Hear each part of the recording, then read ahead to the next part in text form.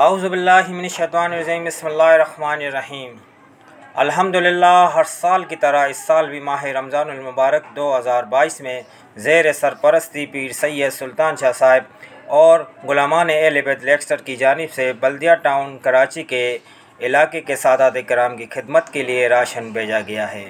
माशाअल्लाह, इस वक्त जो आप राशन के बैग के मनाजिर देख रहे हैं, ये सब बल्दिया टाउन कराची के इलाके के सादात कराम की खिदमत में पेश किए जाएंगे इंशाअल्लाह। अल्लाह ताला से दुआ है कि गुलामान अहले बैत लेक्स्टर को दिन दुगनी रात चुगनी तरक्की अता फ़रमाए और इस कार खैर में जिन भाइयों ने, बुज़ुर्गों ने, बहनों ने हिस्सा मिला है, अल्लाह करीम उनके भी दर्जात को कबूल फ़रमाए और उनके कारोबार में, उम्र में बरकतें अता फ़रमाए और तमाम की हिफाजत फ़रमाए। आमीन सुम्मा आमीन। जज़ाकुल्लाह खैरा। अस्सलामु अलैकुम।